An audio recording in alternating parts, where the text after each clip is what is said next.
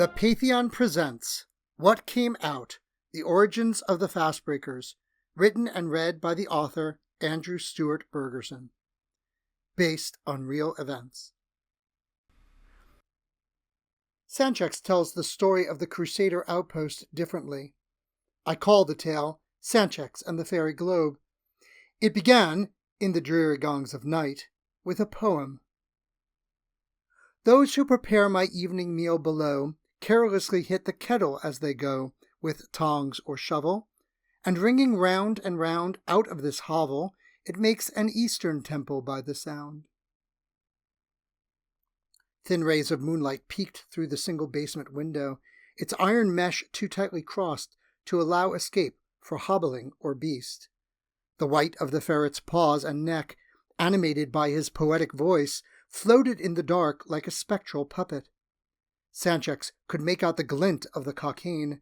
It lay on the table, but it might as well have been on the moon. I'm using the name Sanchx for now, not because Sanchx had come to terms with their fluid self. The con artist desperately wanted to remain a Sancho or a Pridbor or anyone other than who they were, a thief, a murderer, and a transvestite. They were to be hanged for all of those crimes. No, I am calling them Sanchx in this tale because those avatars had collapsed in on the con artist like a castle of cards. They heard no temple gongs or kettle tongs from the spirit or any other realm. In the dank basement of the outpost, even the ferret's otherwise chipper voice was muffled and heavy. Everything stunk of dirt and smoke and urine. I've seen the inside of many carceral facilities run by the Holy Inquest, and none were designed for comfort. The holding cells in these frontier outposts were raw. The walls were little more than packed earth held in place by a series of tree chunks, cut in such haste that the bark had not even been removed. The dirt floor was rough, damp, covered in the cut remnants of bindings, crawling with tiny carrion feeders. At first I thought a cowbell right at hand, mid birches sounded o'er the open land. There I plucked the season's flowers many years ago, spending the lazy hours with such secure delight, they hardly seemed to flow. Sleep had come in fits without ever starting. Sanchx tried to rest against the wooden poles at the back of the cell, but the trunks were sticky to the touch, as if still bleeding long after they had been slain. A mixture of dirt, sap, and blood gummed up everything. Clothes, hands, hair. Now Sanchx was awake again. Their ribs throbbed like the devil. That day in Due, more than most, they hated their body. The pain, the betrayal. Many years later, they remembered Purahan's poem word for word, perhaps due to their suffering. Trauma is more vivid than everyday life. Tanto del culo! Sancho snarled. Who writes like that? Plucked flowers. It was quiet for a while. They shivered against the cold bars of the cell. Pridbor's silks felt like the fabric of their fabrications, in tatters. The captured fugitive tried not to see the poet's pitch-black eyes, dark in dark, their accusation, unnerving. They almost fell back asleep when Purahan called on the noble huntress in Marathi, the language of the Confederacy. Ishtavira, I ask for no meaner pelf than that I might not disappoint myself. Quien diablos eres tú? Sancho lodged their complaints with closed eyes. Do you ever stop chattering? Pelf means wealth acquired illegally or dishonestly. The indirect accusation shut the thief's mouth. That in my action I may soar as high as I can now discern with this clear eye. It's about me.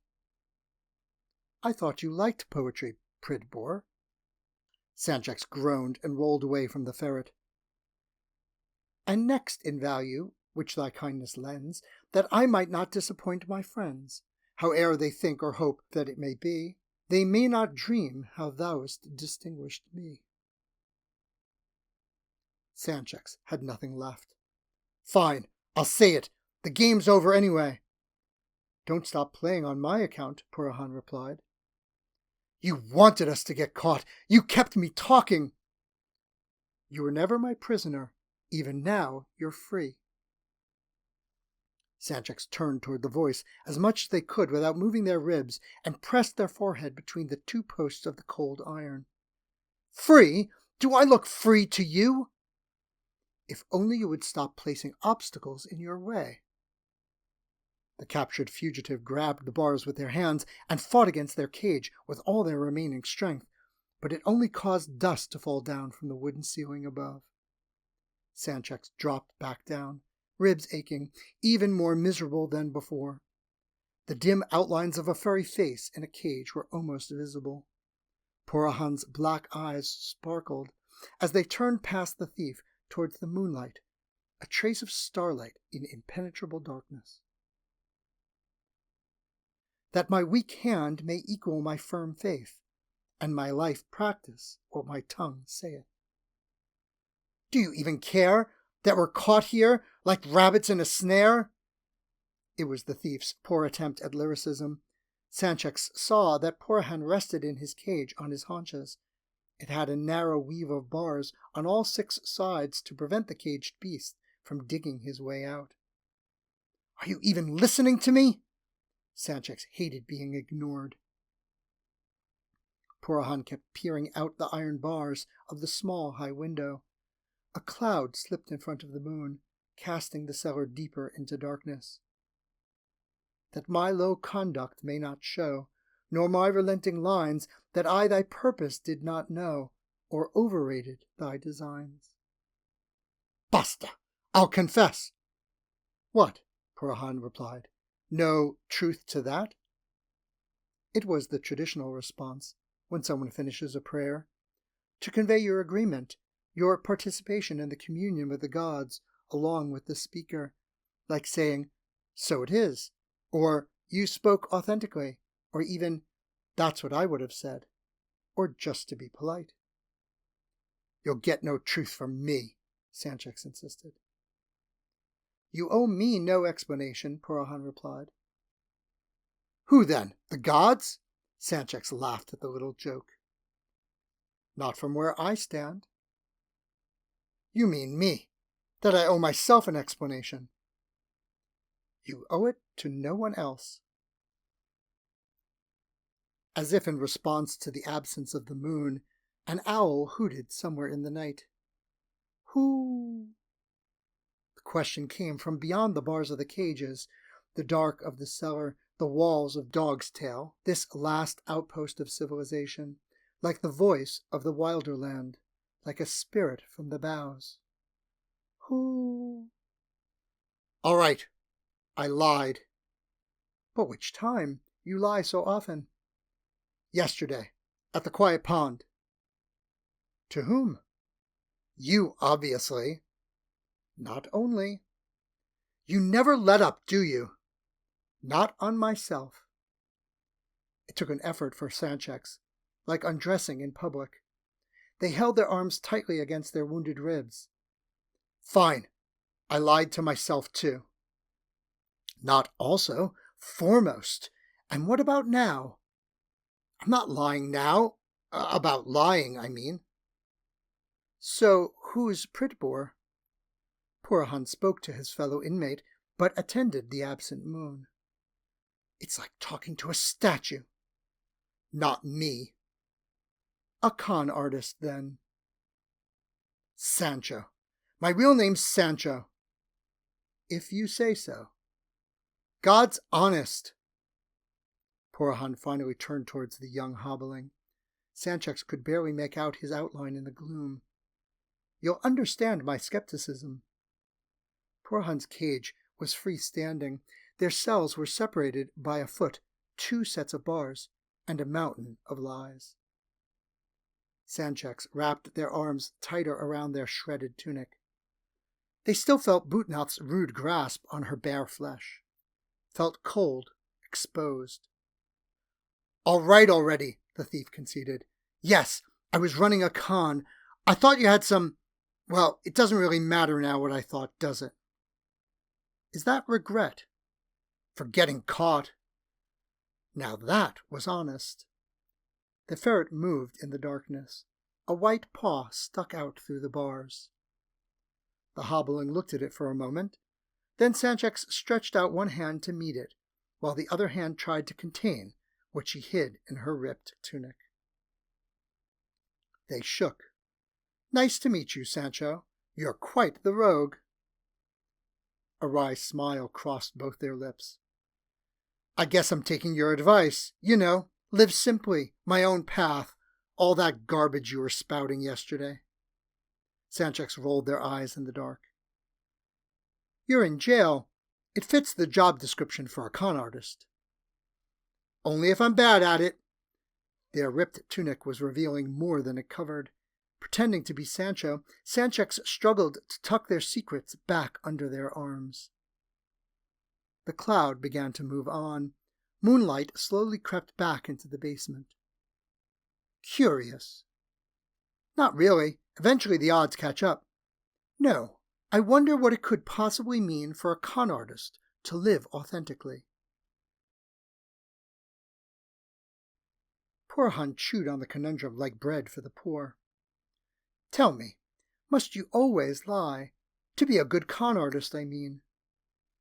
"Course not. The mark'll see right through that." "The mark? You mean your target, suckers like me." "It didn't work on you." Now that was regret.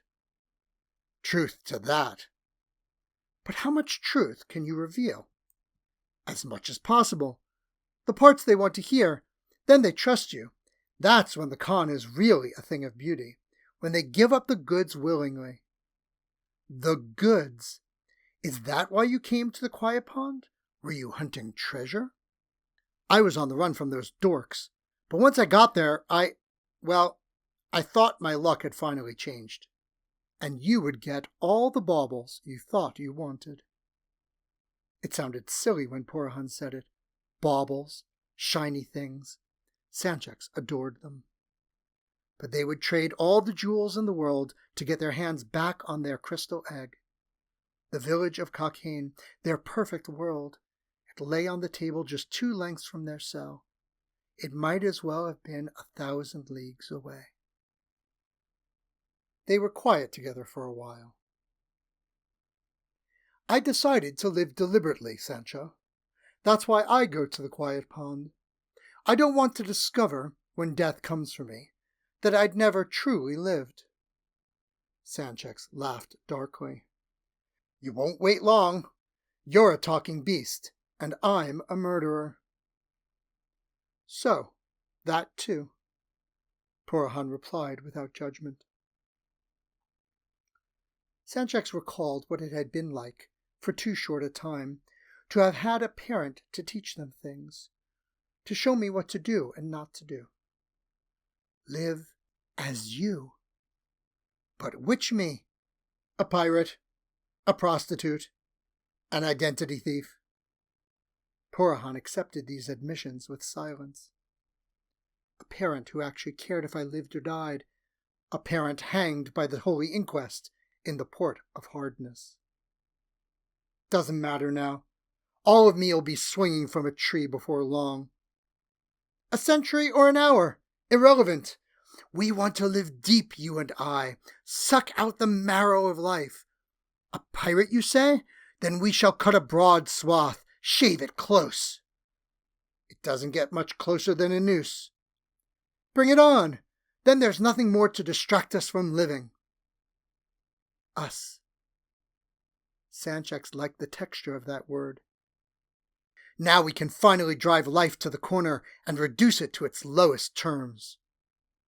Us. We. The words he used. Sanchx's eyes watered against their will. Stop getting soft. If life is sublime, then we shall know it by experience and be able to give its true account. To whom? A shiver ran across their skin. The worms? And if life proves to be mean, why then we shall get the whole and genuine meanness of it, and publish that meanness to the world. That sounds about right. Sanchx imagined slitting a few Crusader throats on the way to the gallows. There are worse ways to go. Aren't you scared? The young hobbling asked at last. My only fear is to disappoint myself by living as someone I am not. Sanchx thought about that paradox and what it might mean with only a few hours left. They both heard it, footsteps crossing the wood ceiling above. Dust fell down through the moonlight each time they took a step. The light from the torches flickered into the cellar as the legs of a Crusader descended the wooden staircase. It was Quentin, and he was armed with a crossbow. "Come on, you coward!" Another set of legs followed, lit by a second torch. Jiawei entered the cellar. "I don't think we should be down here in the middle of the night." Sanchx blinked as their eyes adjusted.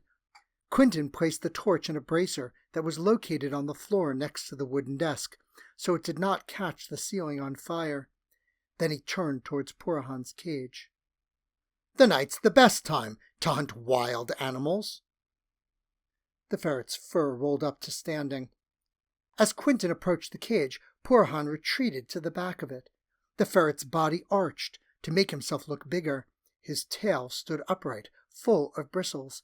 He bared his teeth and hissed. "Don't you look the vicious little beast?" The Crusader put his gloved hand near the bars. "I bet you would take a bite out of my arm if you could." Bong! He struck the bars with the wooden end of his crossbow, which made the entire cage jump. The ferret sprang over to the other side, quicker than you could blink. "You're a fast one. Too bad there's nowhere to hide." Sanchx was not paying attention to the ferret. Jiawei's eyes caught the glimmer of the cockade in the torchlight. "What do you think that is?" It sat on the evidence tray with the 2 daggers that Sanchx had stolen from Sanam. "Don't know, don't care." Quentin barked like a dog, trying to get the ferret riled up. The young man prodded the crystal egg with his sword like a snake that he was making sure was fully dead. "None of your never mind," Sanchx spoke out suddenly. But the young Crusader fell into its fantasy world as soon as he set the egg in his hand and absent-mindedly left his sword on the desk. "Hey, dork! I'm talking to you!" Jiawei broke out of his reverie. He looked like a child caught with his hands in the cookie jar. "Ignore the little obscenity. Repugnante. You play with your little ball as long as you like." Bong! Bong! Quentin banged one side of the cage and then the other to make Purahan jump. Jiawei gazed back into the cockade. "It's amazing, like a perfect little village." "Don't touch it! It's mine!" Sanchx was now hanging from the bars of the cell. In spite of their aching ribs, it felt like a burglar had entered their home, an army invading ancestral lands. Bong! The sound of mail and iron rang in the dreary cellar, like a temple gong. Jiawei lifted the village of Cockane into the moonlight. He was entranced by its fine details. "It's like paradise. And look at that church on the hill. It has a ladder to Yvain." There was no church in Sanchx's Cockane. "You'll ruin it! Hands off!" Quentin raised his crossbow and placed it on top of the locking mechanism, the bolt poking through the bars. "Let's see if you can jump." Purahan kept darting from one corner to the next, but there was no place for him to hide. "There you go, you little weasel." Quentin released a bolt. It stuck into the wall behind the cage, for Purahan was on the other side. "I knew you'd give some sport." "Put it down, or—" Sanchx threatened. "What are you going to do from in there, hobbling?" Quentin mocked. "Violazione della natura." But he kept his eye on the dancing ferret. Back and forth Purahan dashed. Quentin shot again and again. "All part of the game," he reloaded calmly. "Just put it down and be done with it." Jiawei turned the egg to see it from all sides. "Ugh!" Sanchx screamed in anger. Once more the captured fugitives shook the bars of their cage. Again dust and dirt rained down on their head. Again it did nothing. "Baubles won't fill the void," Pætheon said while the hunter reloaded. "I think I need a little more range of motion." Clack! Quentin unlocked the cage and pushed the crossbow inside. "But it's mine." It was almost plaintive this time. "You're ruining it." Between sudden leaps, Pætheon glanced over at Sanchx. "Let it go! Forgo the want! Live simply! Live authentically!" The father and Pætheon could not ignore a suffering child. Quentin shot again, just when Pætheon had glanced aside. A thumping sound came from the bolt. A whining sound came from the ferret's throat. The cold iron pierced its shoulder and pinned it into the ground. "Got you!" Sanchx did not notice. All the former slave could do was fear for what they stood to lose should the young recruit walk out of this cellar with that crystal egg in his pocket. "Ugh," Jiawei complained. "You didn't kill it cleanly. Now you're just torturing it." Quentin reloaded. "Let's see you do better. He's fast as lightning." "All right," Sanchx began to negotiate. "You can look at it. Just leave it there when you're done with it, okay? You're a nice guy. Do the right thing." Sanchx saw the good in people like Jiawei. They just could not see any good in themselves. "If you steal evidence," Sanchx warned, "it could cost you your commission." Quentin cocked the crossbow. Pætheon looked straight at the bolt. "Suck out all the marrow of life. Cut a broad swath. Shave it." Quentin released the trigger. The bolt made a wet, crunching sound as it pierced straight through Pætheon's chest. It took a breath for Pætheon to fall to the ground, like he held onto living with every fiber of his being. Then there was no more moonlight in his dark eyes. They were just black. The con artist barely noticed the bolts in Pætheon's body, or the blood pooling around his corpse. Sanchx could not care about anyone else. They had so little for themselves. "Finally, can we go now?" Jiawei looked back at the cocaine. Sanchx panicked. "Not with my egg, you don't! We had a deal!" In the moonlight, Sanchx could just make out the little children playing in the tiny streets. Heavy steps crossed the ceiling. "What's going on down there?" It was Sergeant Zhang. "Merde!" Quentin cursed. The ferret corpse lay in a pool of blood. Jiawei almost dropped the cocaine. The sergeant came down the stairs in anger. "Damn it, Quentin! You can't kill a prisoner in our custody. It's only a beast." "Even so, now I have to bring you up for disciplinary action." Jiawei did not know what to do with the cocaine in his hand. He tried to put it back down on the table behind him discreetly.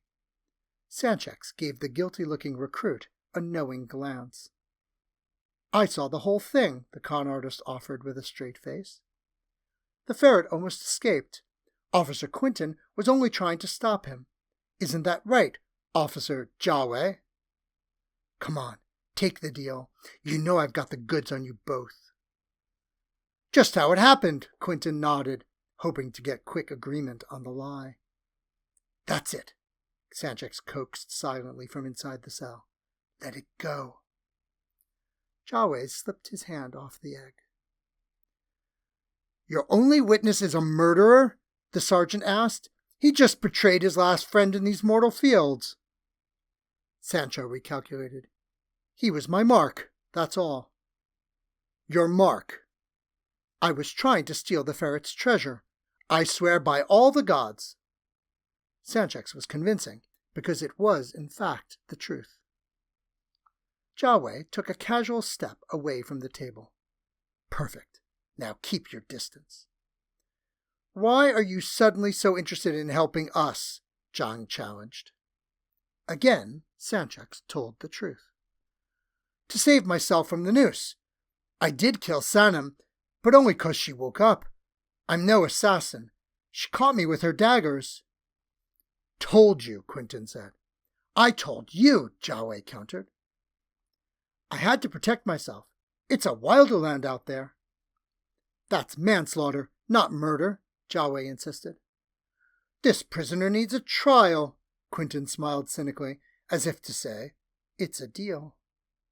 Chang was surprised. You've had a change of heart. Locking this abomination in the CCC for life will be suffering enough. Upstairs, somewhere, dogs began to bark. Clang, clang, clang. What now? Chang exclaimed. Sergeant! They heard Fukuju's voice, followed by footsteps racing across the room above. She ran down the stairs. The monsters! They're attacking! Clang, clang, clang! Alarm gongs kept ringing. Be specific. A swarm of Færi attacked the dogs. It could be a counterattack. We need to get upstairs to help the others. You can't leave this criminal alone, Fukuju insisted. Think of Sanam. Larger feet thumped across the ceiling. Bootnoth came down next. Sergeant! What happened? Just like that, the brownies flew off into the forest. Which direction? North. There's a clear trail of stardust. Major Baotsai led 2 platoons in pursuit. But the Færi camp is east. Even Jiawei was smart enough to figure that out. It's a feint, the sergeant decided. Baotsai is leading our men in the wrong direction. Quentin was happy to change the subject. We should strike now, while they're vulnerable. Strike where? That hawthorn. Cut it down. Wipe them out, once and for all. But we'd need every last Crusader. That would leave the outpost unprotected. That's why we need to act fast. Quentin's right, Chang agreed. It's time we rid the wood of those monsters. Get your things. We leave at once. Sergeant? Fukuju asked. Bootnoth's still recovering from his head wound. And someone has to keep an eye on the murderer, Bootnoth added, should I feel sick again. I can stay, Jiawei volunteered. You're too soft, Bootnoth insisted. He'd tell you some story and you'd set him free. Sanchx appreciated the compliment. A night of killing monsters will toughen you up, Quentin agreed. It's time to make a real Crusader out of you. I can stay with Bootnoth, Fukuju volunteered. Bueno, Quentin agreed.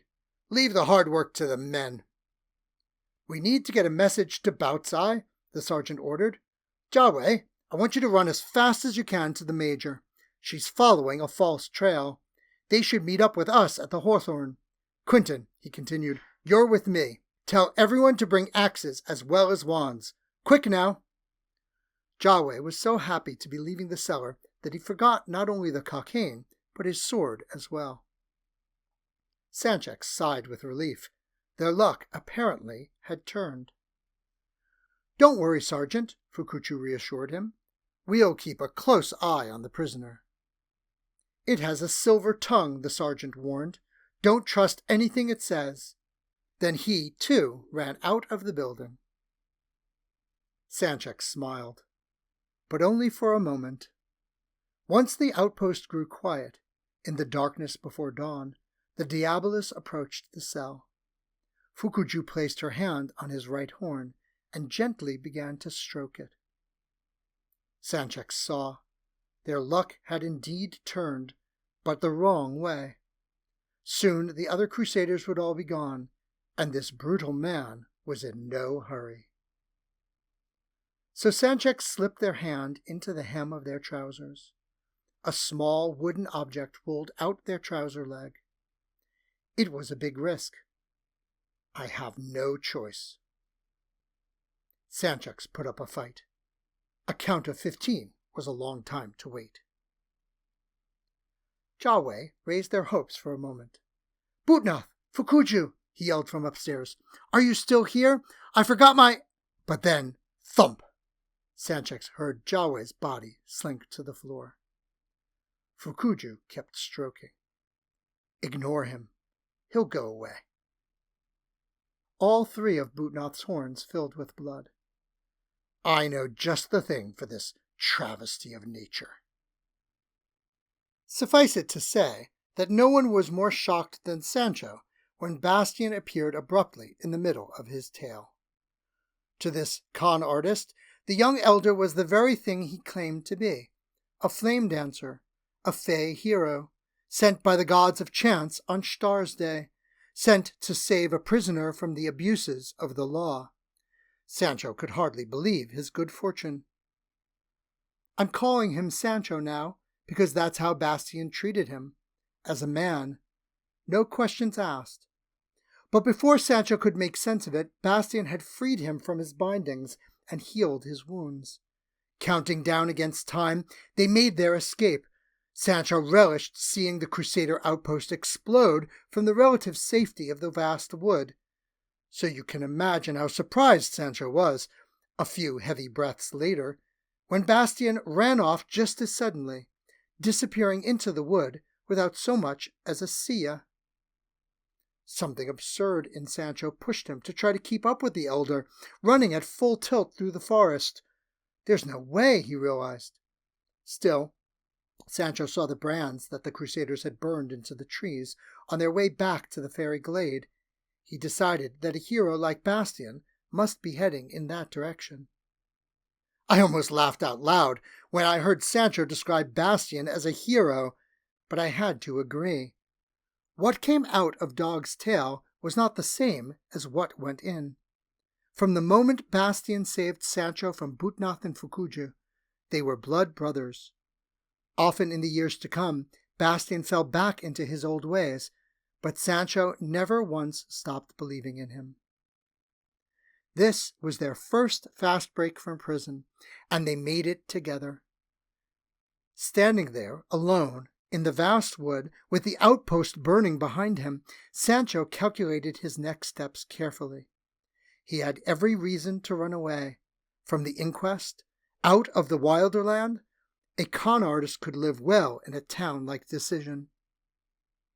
I would like to say that Sancho followed Bastian back into that wilder land out of a sense of loyalty or honor, but the con artist used such words only to manipulate others. No, he followed Bastian that day for the sake of his name. That was the explanation Sancho offered when I finally convinced him to give me the real story. I'd been called Sancho, Sancha, Normando, Pridbor, and all sorts of other names besides: thief, slave, slut, pirate, but never Mr. Smallburrows. For the first time in his life, Sancho Smallburrows liked the person he was when he was with Bastian, the person Bastian saw in him. A thrush observed him as he stood there trying to make up his mind. Sancho had no idea which way to go, but this much he knew. The vast wood no longer scared him. Neither did the Crusaders. I have to find Bastian. We can calculate our next steps. Together. It took most of the day for Sancho to make his way back to the Færi glade. He had to hide in the underbrush as Jang and Quintin raced back to the destroyed outpost. He was not surprised to see the bloodlust in Quintin's eyes. Funny thing about committing murder, Sancho reflected. You become a murderer. He hoped that Jawei had somehow escaped the exploding outpost and moved on. The thrush accompanied him to the entrance of the glade, where he had been hiding the day before. There was no fog lingering under the canopy, no feeling of confusion to penetrate. The queen's magic was gone. Only a premonition of suffering. Sancho never forgot what he saw. An entire village of tiny bodies, wrapped up like insects in a spider's web. Wounded, tortured, strangled. Thousands of them. Sancho had long ago learned to turn away from the suffering of victims, especially his own, but he had never seen such a rich variety of color and form, each one a little divergent, each one a tiny marvel. Sancho wondered that such self-expressions were allowed, even here in the wilder land. He almost envied them, if not for the fact that the snail shell on this one's back was cracked open, and the tiny flowers on that one's hair were all wilted. The biggest fairy was like a fey version of himself. She had been lovely. Now she looked like a fallen branch. Dead mushrooms stood where her eyes and ears had been, her wings broken. The survivors were pulling the victims out from under a majestic tree, larger than Sanchx had ever seen before, cut down now by many axes. The very thing they thought would protect them had killed them in the end. Some bad luck. Many were children, too. Tough break. He defended his queen. Bastien sat in the midst of the carnage, red-eyed and soul-weary. He held a pixie in his hands. Hawk is all he could say. Sanchx saw the strange face, like a rectangular plum, but without its luster. He folded the double set of dragonfly wings carefully, like silverware at the end of a feast. A warrior. My captain. My family. Bastien struggled to get the words out. They all were. Not my real family. The family I chose. Sanchx nodded. I get it. Sanchx stood as tall as Bastien sat. The elder was on his knees, holding the fairy in his hands like an offering to the gods. He was supposed to wait for me. I was taking care of everything. He never listens to me. Sanchx was an expert at lying, and this was some lie. Bastien heard it too and gave up. If I hadn't... He began to sob again. I didn't mean... It was Micas's voice Bastien heard, the Lord Marshal of the Empire, the man who had killed Bastien's birth parents to close a portal just like this one, who had made it his life's work to destroy every hawthorn in the Pætheon.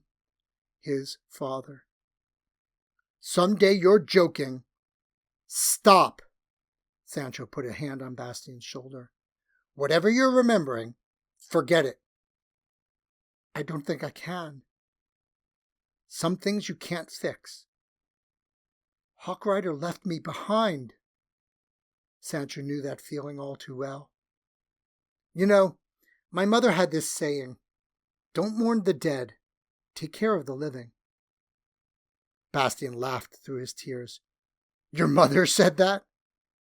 The mother I chose. Bastien sighed and laid Hawkrider gently down. Okay, Mr. Smallburrows, then what would your mother do about this problem? Which one? There seemed to be so many to Sanchx. Their home's been destroyed, their queen murdered. The fairies need a place to live, a sanctuary. It was the word that Melisande had used, and now it seemed to matter all the more. Can't they grow a new tree? That'd take centuries. They need a place now, before those dorks get back. Sanchx understood, perhaps better than Bastien realized. How many we talking? Maybe 500? That's a lot of fairy. And as soon as those dorks figure out what you did to their outpost, Mr. Flame Dancer, they'll be back for more. At least they'll think you died in the fire, Mr. Smallburrows. Sanchx smiled. That's a relief, kind of. Bastien then spoke sincerely. I need to find them a new home. I owe it to them. Hawkrider lay next to Melisande now, the queen he died defending. They can't collect the debt from the spirit world. Sanchx avoided the word dead. Bastien thought of what Hawkrider had said. I want to protect them. It's my job. What about a cave somewhere? Sanchx proposed, trying to be pragmatic. Or a nest? Sanchx really had no idea about the habits of Færi or the topography of this wilder land. Bastien's face suddenly lit up, and he snapped his fingers. That damn rat snake was right! Sorry, what damn rat snake? Sanchx worried that Bastien was talking about him. This big cobra, we had a conversation. You're a snake charmer too? She said something like, you should find a nice crack to hide in. I kind of dismissed it, seeing as old Shiwang lived in a crack herself, and the last time I was in a crack was... Bastian shuddered. Well, let's say it this way. Elephants don't always pay attention to where they sit. I have no idea what you're talking about. Doesn't matter. The point is, snakes know all kinds of stuff about just about anything, so sometimes it kind of makes sense to take their advice. You take advice from cobras? Sancho was having a hard time believing that Bastian would take advice from anyone. Bastian glanced for a second at the body of the fairy he called Hawkrider, and Sancho saw it. The look you get when you realize that, for the rest of your life, you'd be remembering the loss of someone you could not bear to lose. There had only been one person in these mortal fields that Sancho had ever missed, and he still missed them, every day. Sancho did not know how long an elder lived, but he guessed that it would be like forever. Bastian made a joke of his pain. They're not fortune tellers. Snakes can only really tell you about the past, not the future. Bastian got up and dusted himself off. But that's all history. What I'm saying is that Færi can change their size. They can make themselves small. How small?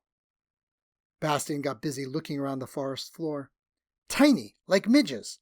I mean the little flies, not little persons like you. Bastian lifted up a flat fieldstone. A particularly tiny sprite had burrowed under it during the battle. Hey, this is my spot, Bastian. Find your own. Her beetle pinchers clicked territorially. Sorry, Melody. Sancho could not believe how quickly this elder could get lost in his own tale. What does any of this have to do with cracks? We need to find one. A rock with a crack in it. Bastian kept searching the glade. Then they can hide inside, and we can carry them with us. Bastian thought through his plan of carrying a rock around with him everywhere he went. So maybe a small rock, something we could put in a pocket.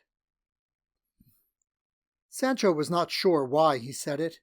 Maybe he wanted to do something for Bastian after the elder had saved his life. Maybe because the Færi were actually littler than him. Like Melody, each was so unique and different. Maybe because Bastian was using those same words that Purahan did. We and us. Maybe he just wanted the elder to stop talking for a second. How about this? The crystal egg fit snugly in the palm of his hobbling hand. It seemed to glow from within. There's a glade in there, Bastian exclaimed, with a creek and a tree just like the great hawthorn. Bastian was reimagining the cockane for the Færi.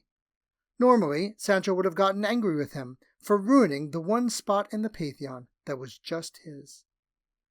How is that possible? The jongleur asked. Is it an illusion?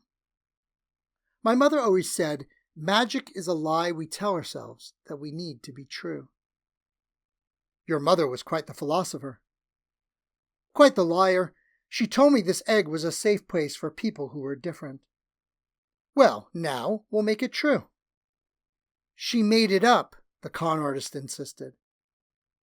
Why do you think it's not true? The flame dancer asked. Just 'cause it's made up. She did have a thing for fairy tales, Sancho admitted. And for Færi, if you get my meaning. Then Sancho laughed, and something tight inside of him let go. He decided it might not be such a bad thing. They needed a home. He had one. A real fairy globe. Mother would have loved it. So that's why she gave it to you? I kind of stole it.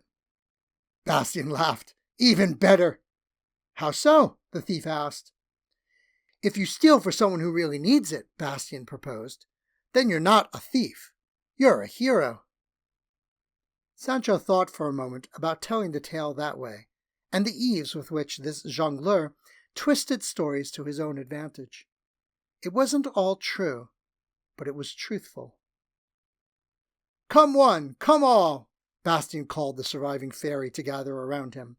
I have a new tale for you. Bayberry arrived first. What's its name? It hasn't been written yet. That makes no sense, Damselwing responded. Hush now, It's going to be great. Here's the tale Bastian spun. You're gonna all shrink down and hide in this here magic globe. It's specially designed to protect Færi, you know. My friend, Mr. Sancho Smallburrows, stole it from a powerful sorcerer. That made Sancho smile. At my request, he's agreed to let you live there, rent-free, for as long as you wish. Sancho never threw away a chance to earn some easy gold. He was about to protest these conditions when Melody raised a question. Who'll protect the globe while we're in it? You've never heard of Sancho Smallburrows? Bastian regaled. Why, he's a world-famous expert at making fast breaks, even from dork jails. He broke out of one last night. You can see the smoke rising from it even now. They looked into the sky with astonishment. The jongleur had slipped back into the role of storyteller, but for the first time in his life, the mythos was not about him. It was the kind of dream that gives you courage enough to risk the unthinkable. Listening to Bastian, Sancho almost felt like that foolish knight ready to tilt at a windmill. And he's half fairy himself. The little people came from the eastern bow like us, though quite a long time ago. So have no fear, my friends. He will keep you hidden and safe. And I will keep him safe. I promise, in the name of the Queen. Sancho smiled hard. But Damselwing was not so easily charmed. What does he say? Yeah, can we trust him? Bayberry flew right up into his face and poked his nose. The fairy dust tickled Sancho's cheeks and made him giggle. He began to imagine that he might be able to get along with these creatures well. I like playing tricks on people too. We're practically in the same line of work. Bastian elbowed Sancho out of his daydream. Yes, I, promised to do all those things Bastian said. The con artist was not used to making promises he actually planned on keeping. Damselwing and Bayberry accepted his oath at face value, much to Sancho's astonishment. Perhaps because Bastian vouched for him, or perhaps because, for once, Sancho said what he really meant. Bayberry and Damselwing took control of the whole operation. They set the globe on a large king oyster mushroom and held it in place as all the fairy flew around it, marveling at the village inside. The comments came quickly and were mostly positive. Very pretty. Lovely accommodations. Look, a hawthorn. Is there a pool in the creek? Even Melody seemed to approve. Nice rock formations. Fights almost broke out when some of the fairy began to call dibs on particular kinds of mushrooms or flowers. Ait, Bastian interrupted. On human time, not fairy time.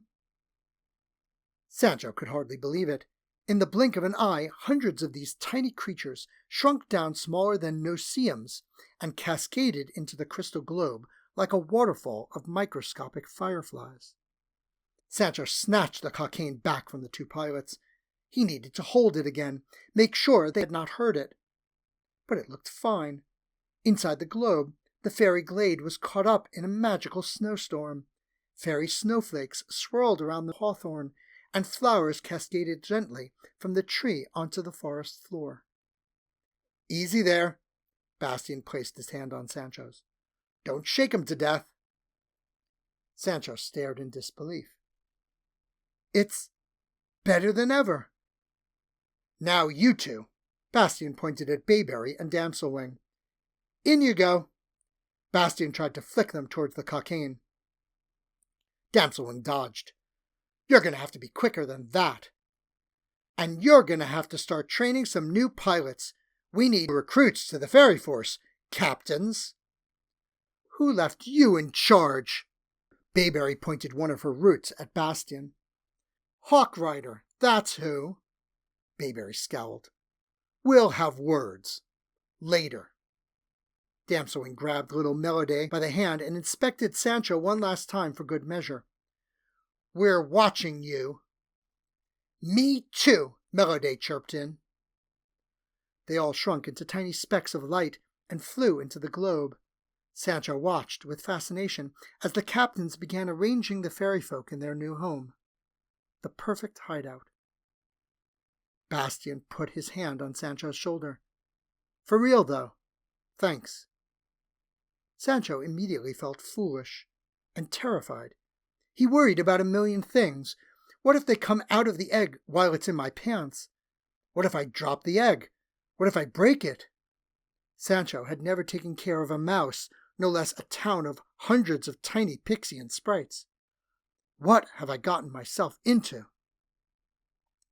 As if Bastian could read the subtle change in the con artist's mood, he gently rubbed Sancho's shoulder, breaking through his doubts. I will keep you safe and hidden, Sancho Small of Burrow, and your secret. As I told you before, Bastian was the generous sort. Sancho's eyes didn't know where to rest.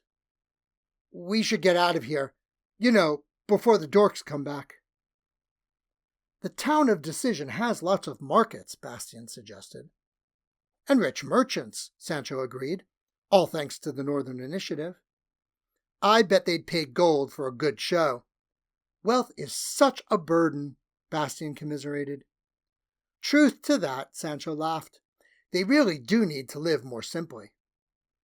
If only there was some way we could lighten their purses, we'd be heroes. I'm sure we can think of something. Thief. Clown. They grinned at each other.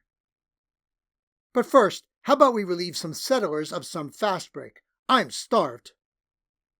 Through the early morning mist, they began walking south and east towards Decision. Sancho didn't know what to say. He discovered that, somehow, he had found a friend, and he had no idea what to do with it.